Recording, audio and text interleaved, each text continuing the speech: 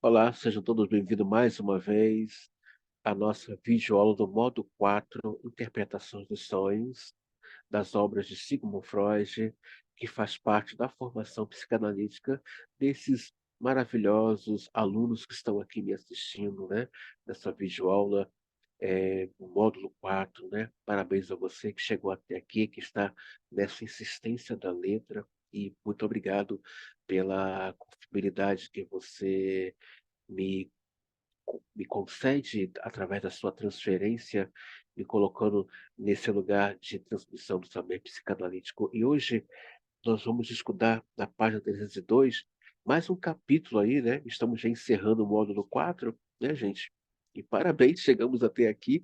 O mês passado, março, fizemos um ano de estudo da obra do Freud. Lembrando que agora, em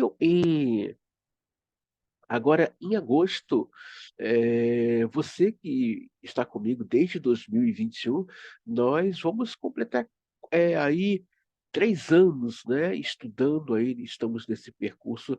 Há alunos aqui, né, que começamos a ter aí um percurso, né, um encontro analítico desde 2020, né, e que outubro irá fazer 4 anos. Há outros, que eu comecei em outra instituição dando aula em 2018, né? E que ali tivemos também muitas trocas, iremos completar aí uns 5 a 6 anos, né? Mas enfim, parabéns a todos vocês, muito obrigado, tá? Então vamos à aula. Sonhos com exames, página 302. Quem quer que tenha passado pelo vestibular no final de seus estudos escolares, queixa-se da obstinação com que é perseguido por sonhos angustiantes de ter sido reprovado ou de ter sido obrigado a refazer o exame, e etc.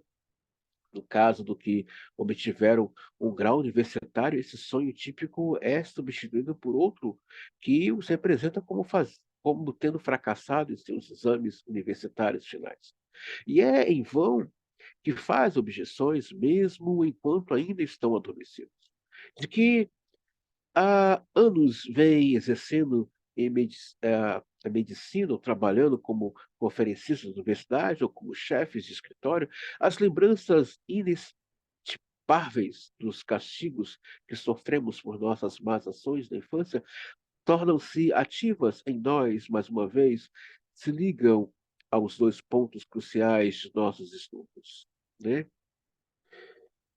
De nossos exames mais duros, a angústia de prestar exames dos neuróticos deve, deve sua intensificação a esses mesmos medos infantis. Por que que Freud faz essa correlação, né, eh, dos estudos universitários ou final do ensino médio ou fundamental? Na minha época era a primeira série e segundo grau, né? Eu peguei ainda, sou da década de 80, né? Era primeiro grau e segundo grau, nos meados dos anos, no início do século XXI, muda a nomenclatura, né? Ensino fundamental, ensino médio. Por que que o Freud faz esse link, né, das questões infantis, de castigo com relação aos estudos, né? A criança ela é muito marcada, né, pelos pais, desse período da infância.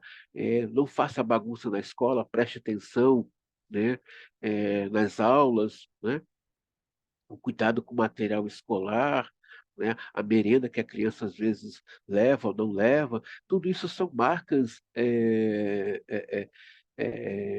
significante muito grande na vida dessa criança, que vai refletir muitas vezes na vida universitária ou pós-universitária desse estudante. Eu mesmo tive sonhos, na época, quando eu era estudante de teologia, muitas vezes sonhava, né, com as provas, sonhava discutindo com os diretores, né? Então,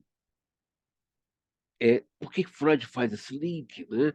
Porque tem aí uma certa um certo superego dos pais, né, com relação a isso, aos estudos, né, vai estudar, né, não deixe de estudar, né. Então, tem essa questão aí da universidade, em que o professor ele não está numa função edipiana com os alunos, ele está numa posição realmente de superego ali, né, você aprende, eu coloco aqui no quadro, o resto é com você, então então tem essa pegada, né? A vivência dessa cobrança na infância reaparece nesse processo universitário desse aluno e pós-universitário no exercício do seu eh, do seu conhecimento agora na vida do mercado de trabalho, né?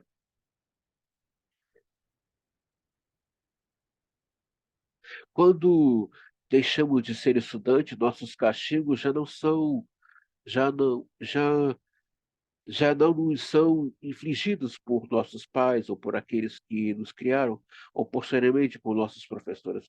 As implacáveis cadeias causais da vida real se encarregam de nossa educação anterior e passamos a sonhar com o vestibular e com os exames finais a quem não tremeu nossa ocasião, mesmo que estivesse bem preparado para a prova.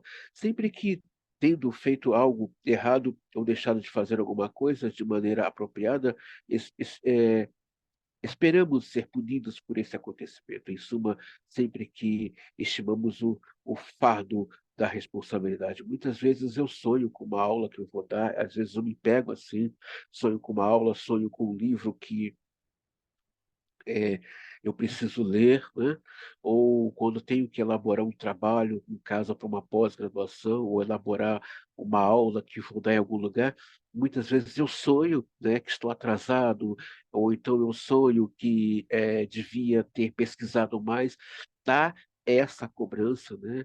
Que se apresenta no sonho de uma forma meio angustiante, mas isso tudo tem a ver aí com o superego dos meus pais frente à minha infância. Então, se repete aí, ainda perpetuando esses restos, né, que reaparecem mesmo hoje nesse movimento de pesquisa de estudante, que ainda continuo sendo estudante, e acredito que você há de eterno estudante, mas também como pesquisador. Então, acontece muitas vezes, até mesmo isso comigo.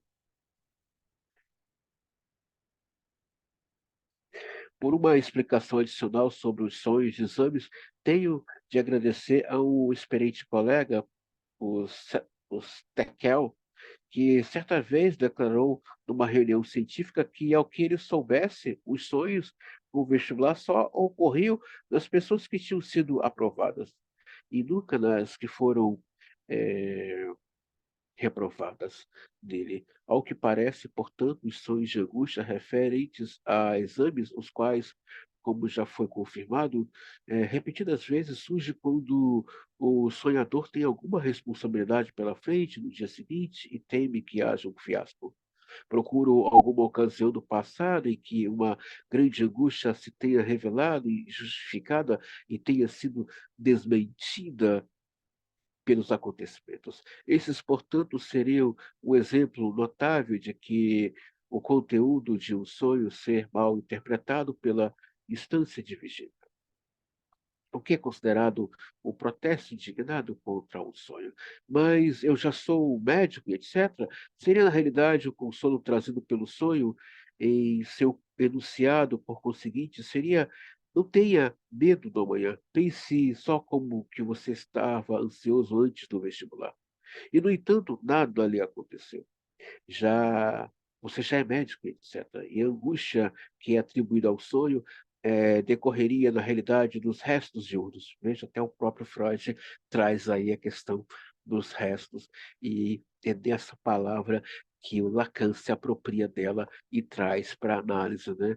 Sempre há um resto, sempre alguma coisa aí que sobrou e que vai ser benéfico ou não com o sujeito. A questão é o que ele faz com esses restos, é o que Lacan fala, o que faço com isso, como lido com isso. É maravilhoso essa proposta do Lacan, né? Não é o sujeito ficar assustado, espantado com esse resto, ou surpreso. É o que faço com isso, o que fazer com isso, né? É interessante isso. Os testes a que tenho submetido a essa explicação com respeito a mim mesmo e outras pessoas, embora não tenham sido suficientemente numerosos, têm confirmado sua validade. Por exemplo, eu próprio fui reprovado em medicina forense em meus exames finais, mas nunca tive de enfrentar essa matéria nos sonhos, ao passo que, com muita frequência, fui examinado em botânica, zoologia ou química, fiz prova dessas matérias com uma ansiedade bastante sofisticada, mas fosse pela graça do destino ou dos examinadores, escapei à punição. Em meus sonhos com provas escolares, sou invariavelmente examinado em história, na qual me saí brilhantemente, embora apenas é verdade, porque no exame oral, meu bondoso mestre ou benfeitor de um olho só, de esse só de outro olho, sonho, não deixou de notar que no papel lhe devolvi com as respostas, eu havia riscado com a unha a questão do meio entre as três formuladas para avisá-lo que não insistisse naquela pergunta específica. Um dos meus pacientes que resolvera não fazer o vestibular pela primeira vez, mas depois foi aprovado nele e que em seguida foi reprovado em seu exame para o Exército, não tendo jamais obtido uma patente. Contudo, que sonha com frequência com o primeiro desses exames, mas nunca com o segundo. A interpretação dos sonhos com exames enfrenta a dificuldade aqui, já que me refere como sendo característica da maioria dos sonhos típicos. Só raramente o material que o sonhador nos fornece nas associações é suficiente para interpretarmos o sonho somente reunido no número considerável de exemplos desses sonhos. É que poderemos chegar a uma melhor compreensão deles. Não faz muito tempo cheguei à conclusão de que a objeção, você já é médico, não é apenas oculta um consolo, como também significa uma recriminação. Esta seria: você já está muito velho agora, com uma idade muito avançada, mas ainda continua a fazer essas coisas estúpidas e infantis. Essa mescla de autocrítica e consolo corresponderia assim ao conteúdo latente dos sonhos com exames. Sendo assim, não surpreenderia que as autorrecriminações podem ser estúpido e infantil, desses últimos exemplos, se referisse à repetição de atos sexuais repressivos. William Steckel, que propôs a primeira interpretação dos sonhos com o vestibular, era de opinião que eles estavam realmente relacionados com provas sexuais e com a maturidade sexual.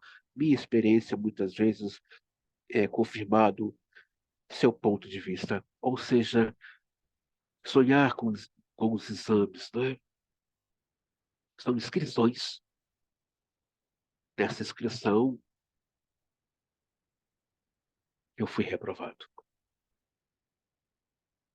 Nessa inscrição, nessa letra, eu não entrei. Mas sonhar também com essa aflição, essa angústia de que eu tenho que dar uma aula, ou preparar uma monografia, ou ter que dar uma palestra, fala desse meu superego que me denuncia. Você está inserido na letra. Ser psicanalista vai ter aí um superego lhe cobrando sua análise, seu conhecimento teórico e técnico, suas atualizações e pesquisas em cima de patologias. Você que está assistindo essa aula, você poderia estar curtindo alguma coisa, vendo outra coisa, mas estar aqui não só pelo desejo que a análise aconteça, há também aí o superego cobrando você esse lugar de analista. Então, Devemos agradecer, devemos nos consolar, como Freud assim coloca, que esses sonhos de cobrança do lugar em que estamos, como pesquisadores, como leitores, né? Somos cientistas do inconsciente, isso que eu quero deixar claro aqui para você, que é aspirante, que é psicanalista. Somos cientistas de um universo chamado o inconsciente. Você poderia estar fazendo outra coisa, mas você está causado, atravessado pela psicanálise, e ambos juntos, e os demais psicanalistas desse universo, estamos aí atravessados e causados na cultura através da psicanálise. Então, quando você se vê nessa cobrança de estudar, pesquisar, ler, é, na verdade, aí esse superego dizendo: você banca esse lugar. Eu poderia estar em outro lugar. Eu poderia dar uma desculpa de não gravar essas aulas, mas há uma aposta, há uma libido, há um desejo, há um tesão, há um amor, há uma lealdade, não fidelidade, há uma lealdade para com a psicanálise. E essa lealdade envolve vidas. Então, obrigado a você que chegou até aqui. Estamos prestes a terminar esse módulo e nos vemos aí, gente linda. Até a próxima videoaula.